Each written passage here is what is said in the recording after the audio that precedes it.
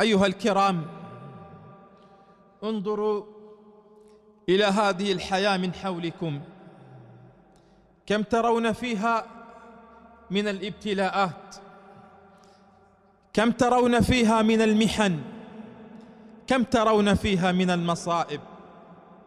طبعت على كدر ونحن نريدها صفوا من الأكدار.